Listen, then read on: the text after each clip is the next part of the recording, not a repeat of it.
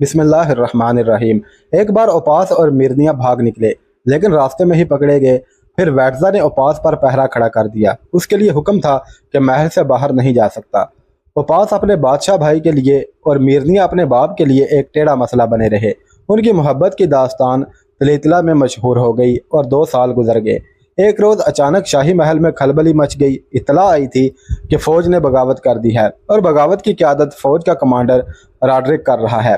वैटजा ने अपने मुहाफिज दस्ते और तलीतला में जो फ़ौज थी उसे भी साथ लिया और बागियों की सरकोबी के लिए चला गया।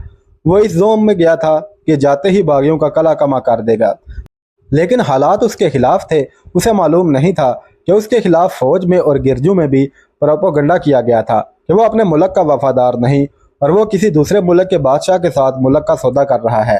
पहले बयान हो चुका है कि वैटजा इंसान दोस्त बादशाह था और उसने यहूदियों को बाइज़्ज़त ज़िंदगी बसर करने का हक दे दिया था।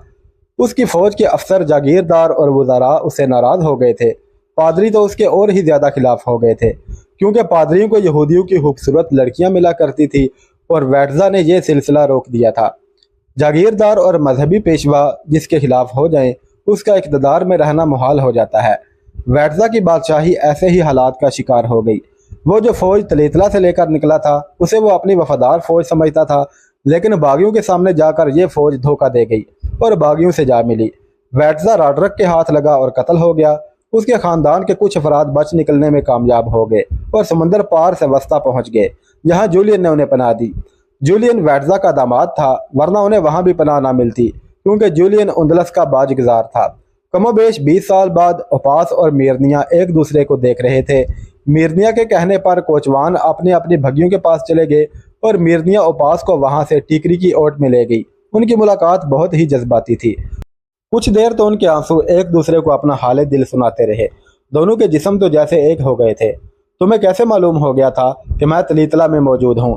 मिर्निया ने ओपास से पूछा। ये तो कई सालों से मुझे मालूम है, ओपास ने जवाब दिया। जूलियन के आदमी यहाँ आते जाते रहते हैं। उनमें से किसी ने मुझे बताया कि जिस मिर्निया की खातर तुमने अपने भाई को नाराज़ किया और तख्तो ताज से दस्तबरदार हो गए थे, वो मिर्निया राड्रिक के हरम में है। उसके बाद भी मुझे तुम्हारे मुतालिक पता चलता रहा। मुझे यहाँ ज़्यादा बातें नहीं करनी चाहिए मिर्निया, ये हम दोनों के लिए ख़तरनाक है। हाँ ओपास, मिर्निया ने कहा, हमें जल्दी इधर उधर हो जाना चाहिए। तुम तजर्बाकार जासूस मालूम होते हो कि तुम्हें यह भी मालूम हो गया है कि मैं इस वक्त झील पर होंगी। मैं नहीं, ओपास ने कहा, मुझे यहाँ तजर्बाकार जासूस मिल गए हैं। अपनी कौम के 2 गोथ मिल गए हैं। एक तो उन्होंने ये बताया कि तुम अभी महल में मौजूद हो और दूसरी तीसरी शाम महल की औरतों के साथ झील पर आना तुम्हारा मामूल है। मैं परसों से इस भेस में जंगल में मारा मारा फिर रहा हूँ। आज मेरे जासूस ने मुझे बताया कि तुम औरतों के साथ झील पर जा रही हो। इंतकाम का वक़्त आ गया है मिर्निया। मैंने राड्रिक से जो इंतकाम लेना है वो तुम जानती हो, और तुमने भी तो इस बातीनत से इंतकाम लेना है। उसने तुम्हें नौजवानी में अपनी दाश्ता बनाकर तुम्हारी ज़िंदगी बर्बाद कर दी। मैंने तो शादी कर ली थी, बच्चे भी हैं। हाँ ओपास, मिर्निया ने आह भर कर कहा, मैंने भी इंतकाम लेना है। मैं तुम्हारी नहीं तो किसी और की भी बीवी ना बन सकी, माँ ना बन सकी। उसकी बजाय मैं शैतान बन गई। मुझ में शैतानी हसरतें पैदा हो गई और मैंने आदमियों को और हरम की औरतों को उंगलियों पर नचाना शुरू कर दिया। महल के लोग, अफसर और मुलाजम, अमीर और वजीर मुझे बेताज मलका कहने लगे। बात लंबी हो रही है मिर्निया, ओपास ने कहा। तुम्हारी तरह इस वक्त मैं भी जज्बात से मगलूब हुआ जा रहा हूँ।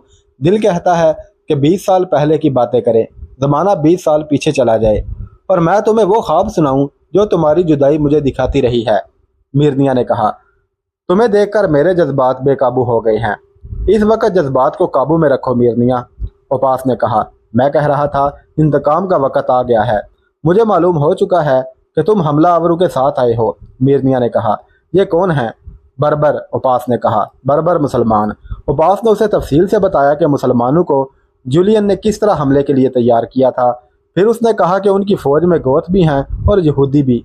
क्या तुम ये काम कर सकती हो कि जब राड्रिक और मुसलमानों की फ़ौजें आमने सामने आएँ तो गोथ और यहूदी मुसलमानों से जा मिले? कर सकती हूँ, मिर्निया ने कहा। ऐसा ही होगा। इस मामले में ज़्यादा बातें करने की ज़रूरत नहीं। और कोई खबर दे सकती हो? हाँ, मिर्निया ने जवाब दिया। शाह राड्रिक पम्पलूना में है और वह फ़ौज इकट्ठी कर रहा है। लोगों को कहा जा रहा है कि फ़ौज में शामिल हो जाएं। मुसलमानों की फ़ौज की तादाद कितनी है? 7,000, ओपास ने जवाब दिया। अब कुछ कम है। पहली लड़ाई में कुछ मारे भी गए हैं। ओह, मिर्निया ने कहा, यह तो बहुत कम तादाद है, मुसलमान पिट जाएंगे। अपने जर्नैल थियोडोमिर से पूछना, उपास ने मुस्कुरा कर कहा। इन मुसलमानों को लड़ता देखो तो हैरान रह जाओ। ये लोग कुफर के खिलाफ लड़ने को जहाद कहते हैं, जिसके मानी है मुकद्दस जंग। मुसलमान जहाद को इबादत का दर्जा देते हैं और इस इबादत में अपनी जानें देने में रूहानी खुशी महसूस करते हैं। लेकिन ये लोग अंधाधुंध जाने नहीं देते। पहले तो ये अपने दुश्मन के लिए मौत के फरिश्ते बन जाते हैं। क्योंकि मौत का खौफ उनके दिलों में होता ही नहीं, इसलिए ये न डर होकर दुश्मन की सफ़ों में घुस जाते हैं। उनके जर्नैल ऐसी चालें चलते हैं जो उनका दुश्मन उस वक़्त समझता है जब उसकी कमर टूट चुकी होती है। मेरी आंखों के सामने मुसलमानों की 7,000 फौज ने थियोडोमिर की 15,000 फौज का जो हाल किया है वो तुम सुन चुकी हो। ये सोच लो उपास, मिर्निया ने कहा। राड्रक जो फौज इकट्ठी कर रहा है वो 1 लाख से कम नहीं होगी। ये सोच हम तक रहने दो मिर्निया, उपास ने कहा। अगर अभी तक मेरी मोहब्बत तुम्हारे दिल में है तो मैंने जो काम तुम्हारे सुपुर्द किया है तुम वो करो। हो जाएगा, मिर्निया ने कहा। तुम पागलों की सी हरकतें करते हुए यहाँ से गायब हो जाओ। मैं तुम्हारे पास आ रहा हूँ, उपास ने कहा और वहाँ से चला गया। उंदलस की तारीख लिखने वाले मुअर्रखों ने कुछ रवायतें लिखी हैं जो बज़ाहिर हैरान कुन बल्कि नाकाबिले यकीन लगती हैं, लेकिन जब हम देखते हैं कि ये वाक़यात यूरोप के ईसाई मुअर्रखों ने इस दौर की तहरीरों के हवाले से लिखे हैं तो उन पर यकीन करना पड़ता है। ईसाई तारीख नवीसों को तो मुसलमानों के खिलाफ लिखना चाहिए था, क्योंकि उंदलस की तरह ईसाइयों की ही नहीं बल्कि ईसाइयत की शिकस्त थी। 3 मुस्तनद ईसाई मुअर्रखों ने तारक बिन ज़ियाद और राड्रक के मुतल्लिक एक एक वाक़या लिखा है। उंदलस की फ़ौज के जर्नैल थियोडोमिर को शिकस्त देने के कुछ दिन बाद तारक बिन ज़ियाद घोड़े पर सवार उस तरफ जा रहा था जिस तरफ उसने पेशकदमी करनी थी। कमक के आने तक उसने उसी मैदान जंग के करीब डेरा डाल दिया था। वहां से लाशें तो उठा ली गई थी, लेकिन खून इतना ज़्यादा था और जमकर खुश्क हो गया था कि दिन रात तरह तरह के जानवर और हशरातुल अर्ज़ वहां फिरते और खून चाटते रहते थे। सांपों की बहुतात हो गई थी। तारक बिन ज़ियाद आगे का इलाका देखने जा रहा था। जूलियन गाइड के तौर पर उसके साथ था और उसके साथ मगीस अल रूमी और अबू तरीफ भी थे। उपास कब तक वापस आएगा? तारक बिन ज़ियाद ने पूछा। पकड़ा ही तो नहीं जाएगा? वो ऐसा अनाड़ी तो नहीं, जूलियन ने जवाब दिया।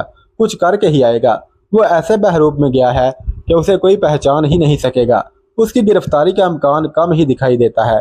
जंगी कैदियों से आपको मालूम हो चुका है कि शाह राड्रक तलीतला में नहीं और तमाम उमरा वज़रा भी उसके साथ गए होंगे। इस सूरत में उपास का काम आसान हो जाएगा।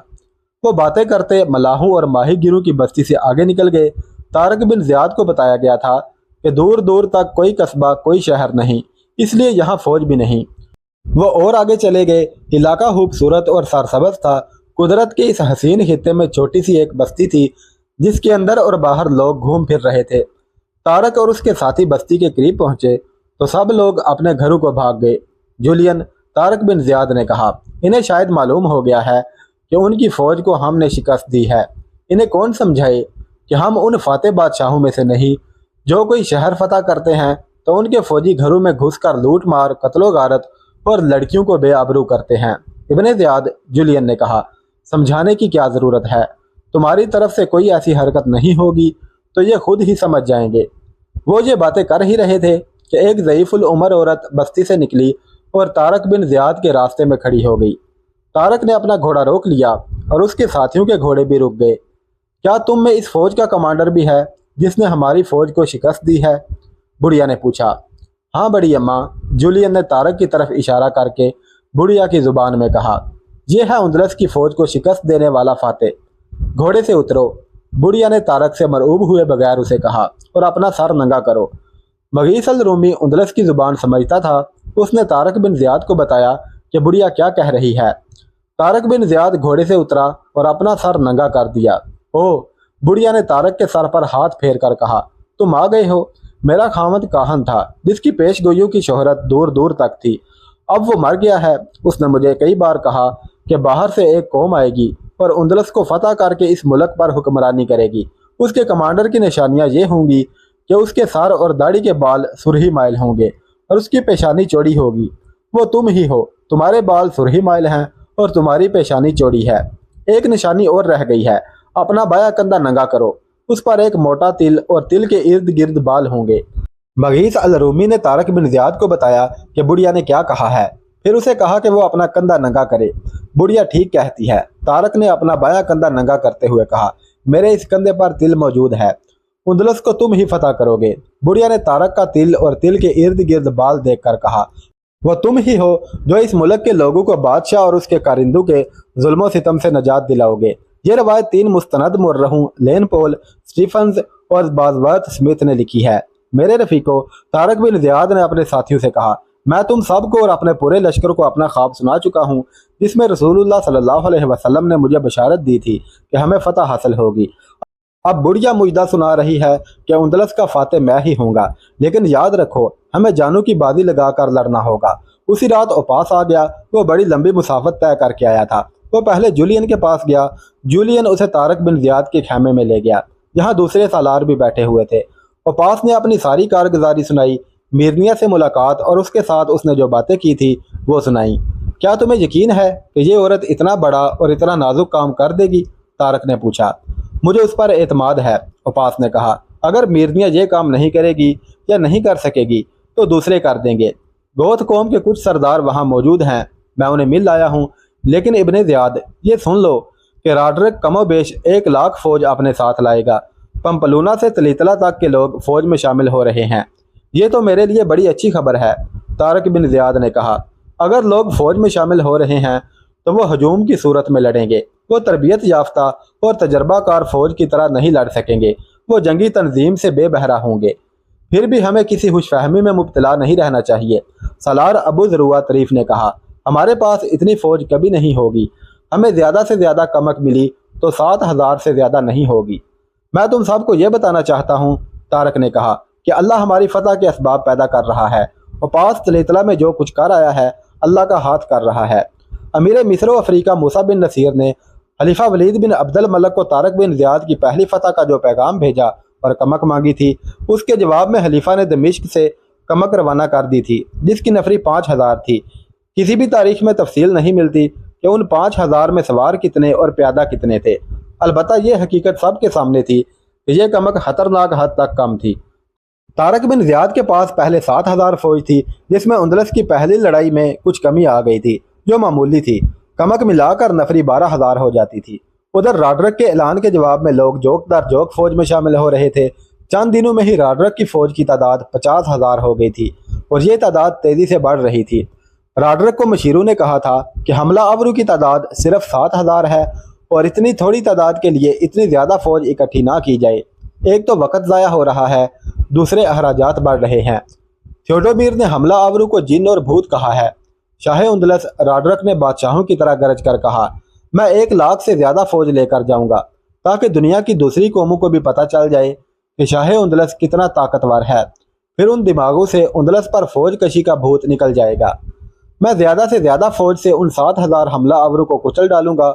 उन पर 20-25 हज़ार घोड़े दौड़ाकर उनके जिस्मों का कीमा कर दूंगा। मैं जिन्नों और भूतों से डरने वाला नहीं। तारीख ने इस हकीकत को तस्लीम किया है कि राडरक बेखौफ और न डर जंगजू था और जिन्नों भूतों से डरने वाला आदमी नहीं था। उसकी बेखौफी और गैर मामूली दलेरी ने एक ऐसी कहानी को जन्म दिया था जो तारीख का हिस्सा बनी। एक अमेरिकी तारीख नवीस वाशिंगटन अरोंग ने अपनी किताब स्पेन की फतह में यह वाक़या तफसील से लिखा है। मारूफ मुर्रह लेन पॉल ने यह वाक़या वाशिंगटन अरोंग के अलावा कदीम दौर की दस्तावेज़ात के हवाले से अपनी किताब मोर स्पेन में शामिल किया है। यह वाक़या यूँ बयान किया गया है कि तारक बिन ज़ियाद के उंदलस पर हमले से कुछ अर्सा पहले शाह राडरक तलेतला में अपने दरबार में तहत पर बैठा था। 2 मुअज़्ज़ज़ बूढ़े दरबार में दाखिल हुए। वो कदीम तरज की सफ़ेद कबाऊ में मलबूस थे। वह मजहबी पेशवा मालूम होते थे। उनकी सफ़ेद लंबी दाढ़ियाँ और उनकी चाल ढाल बताती थी कि वह ऊंचे दर्जे के काहन या राहब हैं। उन्होंने कमर से कपड़े के कमरबंद बांध रखे थे और उन दोनों के कमरबंदों से चाबियों का एक एक गुच्छा लटक रहा था। राडरक जैसा मगरूर और सितमगर बादशाह उनके एहतराम में उठ खड़ा हुआ। उन मुकद्दस बूढ़ों में से एक ने राडरक को हाथ से इशारा किया कि वह बैठ जाए। राडरक बैठ गया। ऐ शहनशाह उंदलस, एक बूढ़े ने कहा, हम तुम्हें राज की एक बात बताने आए हैं। हर नए बादशाह का इस राज से आगाह होना ज़रूरी होता है। तुम नए तहत नशीन हुए हो, तुम्हारे कदम जम गए हैं। मैं ये राज सुनने को बेताब हूँ। राडरक ने कहा, मजीद तमहीद की ज़रूरत नहीं होनी चाहिए। ज़्यादा बेसब्र ना हो बादशाह, बूढ़े ने कहा, यह राज सुनकर भी सब्र का दामन ना छोड़ना वरना पछताओगे। जब इस मुल्क में हरकुल की बादशाही थी तो उसने आबनाए उंदलस में सतून तामीर करवाए थे, और फिर उसने शहर तलीतला के बाहर एक बहुत बड़ा बुर्ज भी तामीर करवाया था। उसमें उसने कोई जादू या सहर छोड़ दिया था। उस बुर्ज का एक ही दरवाज़ा है जो लोहे का है, और ये दरवाज़ा बहुत मजबूत है। इसे उसने अपने हाथों से ताला लगाया था। उसने कहा कि उंदलस के हर नए बादशाह पर लाजम है कि वो तहत नशीनी के कुछ अरसा बाद इस आहनी दरवाजे पर एक ताला लगाकर चाबी हमें दे दे। बूढ़े ने राडरक को चाबियों के गुच्छे दिखाते हुए कहा, ये उन तालों की चाबियां हैं जो हरकुल के बाद और तुमसे पहले के बादशाहों ने बुर्ज के आहनी दरवाजे को लगाए थे। अब तुम्हारी बारी है, दरवाजे पर अपना ताला लगा दो, हम किसी दिन आकर चाबी ले जाएंगे। मैंने ये बुर्ज देखा है, राडरक ने कहा। मैं उसे कोई कदीम इमारत समझता रहा हूँ। क्या तुम दोनों उस बुर्ज में रहते हो? नहीं शाहे उंदलस, बूढ़े ने कहा, हम दूर से आए हैं। ये चाबियां हमें हमारे बाप दादा दे गए हैं। इस बुर्ज की हिफाजत हमारे खानदान की जिम्मेदारी है। ये जिम्मेदारी हमारी आने वाली नस्लें पूरी करती रहेंगी। क्यों ना मैं तुम्हारी ये जिम्मेदारी खत्म कर दूं? राडरक ने कहा। ए बादशाह, दूसरे बूढ़े ने कहा, हम दोनों को अपनी रियाया ना समझ। अगर तेरा इरादा बुर्ज का दरवाजा खोलने का है तो सुन ले कि तू पछताएगा, बहुत बुरे अंजाम को पहुंचेगा। ऐसे बादशाह हो गुजरे हैं जिन्होंने ये दरवाजा खोला था। किसी बूढ़े दास्तान गो को बुलाकर पूछ कि उनका अंजाम कितना भयानक हुआ था। जूलियस सीजर से बढ़कर जाबर और जबरदस्त बादशाह कौन था? उसने भी इस दरवाजे को खोलने की कोशिश नहीं की थी। हम जा रहे हैं, खबरदार रहना बादशाह, हम हकीकत हाल बयान कर चले हैं। कुछ दिनों बाद हम उस ताले की चाबी लेने आएंगे जो तू उस दरवाजे को लगाएगा। और दोनों बूढ़े चले गए। अगर राडरक इस मुल्क का शहंशाह है तो इस मुल्क का कोई राज उससे पोशीदा नहीं रहेगा। दोनों बूढ़ों के जाने के बाद राडरक ने ऐलान किया, मैं इस बुर्ज को ताला नहीं लगाऊंगा। मैं तमाम ताले तोड़कर और दरवाज़ा खोल कर देखूंगा कि अंदर क्या है। गुस्ताही माफ शहंशाह, एक मुशीर बोला। हम में से किसी को भी शक नहीं कि शहंशाह की दलेरी और बेखौफी ज़रबुल मिसल बन चुकी है, लेकिन शहंशाह को खतरों से बचाना हमारा फ़र्ज है। बड़े राहिब कह गए हैं कि हरकुल ने बुर्ज के अंदर कोई सहर या कोई जादू छोड़ा था। कोई इंसान जादू का मुकाबला नहीं कर सकता। मैं शहंशाह से दरखास्त करता हूँ कि बुर्ज के आहनी दरवाजे पर ताला लगा दें, फिर उसे भूल जाएं। फिर मुझे शहंशाह कहना छोड़ दो, राडरक ने कहा। यह ज़मीन मेरी है, उसका हर राज मेरा है। मैंने पहले कभी इस बुर्ज की तरफ ध्यान नहीं दिया था। अब मैं यूं महसूस करने लगा हूँ जैसे ये पूरे सरार बुर्ज मेरे सीने पर खड़ा है। शहंशाह राडरक, बुशप ने उठकर कहा। उंदलस, फ्रांस और जर्मनी के पहाड़ भी राडरक का नाम सुनते हैं तो कांप जाते हैं, लेकिन कुछ पुरअसरार कुव्वतें होती हैं जिनके आगे इंसान बेबस होता है। अगर शहंशाह मुझे अपना मजहबी पेशवा मानते हैं तो मुझे इस हक से महरूम ना करें कि मैं शहंशाह को बुर्ज के अंदर जाने से रोकूं।